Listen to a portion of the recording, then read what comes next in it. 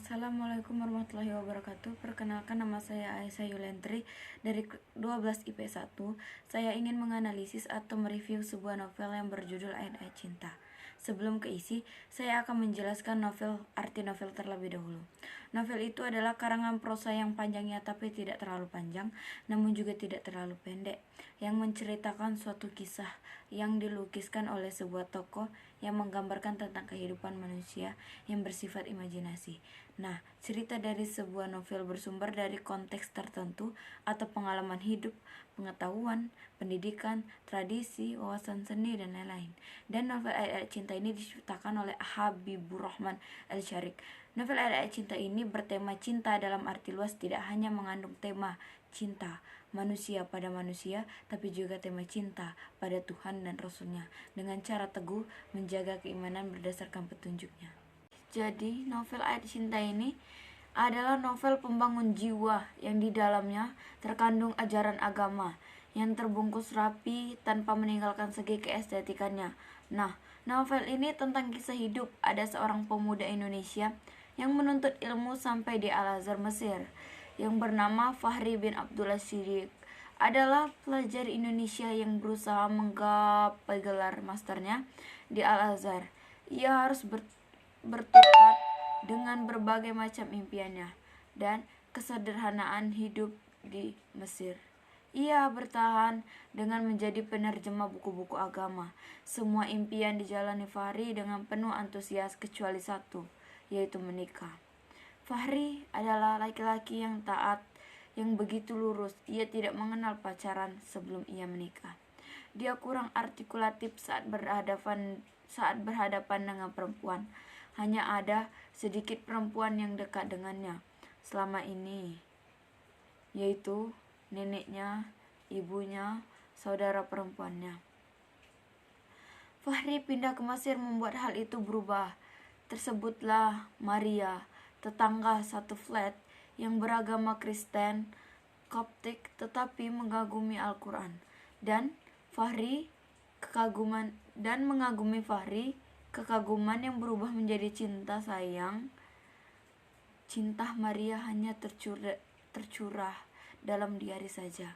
Lalu ada perempuan yang bernama Nurul, anak seorang kiai yang terkenal juga menggeruk ilmu di Al-Azhar. Sebenarnya Fahri menaruh hati pada gadis ini. Sayangnya rasa minder Fahri yang hanya anak keturunan petani membuat ia tidak pernah menunjukkan rasa apapun kepada Nurul. Sementara Nurul pun menjadi ragu dan selalu menebak-nebak. Setelah itu ada Naura Baharudin. Naura Baharudin juga tetangga yang selalu disiksa ayahnya. Fahri yang berempati penuh dengan Naura ingin menolongnya. Sayangnya hanya empati saja, tidak lebih. Namun Naura yang mengharap lebih, dan nantinya ini menjadi masalah yang besar ketika Naura menuduh Fahri memperkosanya. Terakhir, muncullah seorang perempuan yang bernama Aisyah, si mata indah yang menyihir Fahri sejak sebuah kejadian di metro. Saat Aisyah menolong bule, saat Fahri membela Islam dari tuduhan kolot dan kaku, Aisyah jatuh cinta pada Fahri, dan Fahri juga tidak bisa membohongi hatinya. Kehidupan Fahri berubah 180 derajat ketika ia menikah dengan seorang muslimah Turki dari seorang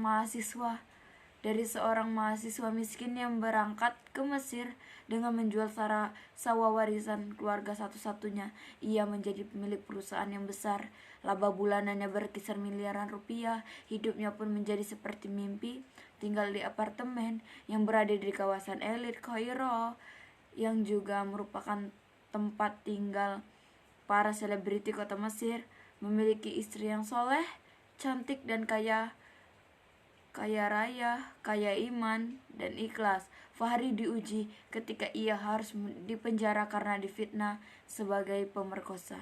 Di dalam penjara pun Fahri tetap menjalankan ibadah sunnahnya seperti sholat tahajud, sholat 5 waktu, berzikir. Tak hanya itu, sekalipun ia di penjara, ia tetap menimba ilmu dari seorang guru besar ekonomi yang dipenjara karena kritik-kritik pedasnya. Dari sini, Fahri sudah bertindak sebagai santri salaf yang haus ilmu. Selain cobaan di dalam penjara, Fahri juga menghadapi godaan, beberapa tawaran untuk menyuap agar ia bisa dibebaskan.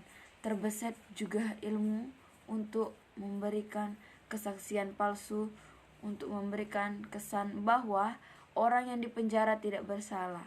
Namun Fahri lebih memilih tidak,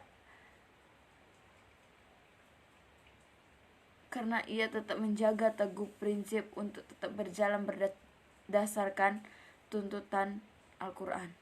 Nah, novel ayat-ayat cinta ini bertemakan tentang percintaan yang kental dengan nuansa religi kan. Tempat terjadinya pun di sekitar Timur Tengah. Hal ini dapat dilihat bahwa ada 4 orang wanita tadi yang menyukai Fahri. Nah, kenapa mereka sangat menyukai Fahri? Mereka sangat mencintai Fahri karena Fahri memiliki sifat yang sopan, sikapnya yang baik, menjadi idaman setiap wanita. Ia ikhlas, tetap teguh pada pendirian. Cara mereka bercinta pun dengan nuansa religi, tidak vulgar namun tampak secara perlahan. Nah, itulah hasil analisis atau mereview sebuah novel yang saya baca tadi. Semoga kalian dapat menyimpulkan hasil dari video saya. Lebih dan kurang saya mohon maaf. Wabillahi taufiq wal hidayah. Wassalamualaikum warahmatullahi wabarakatuh.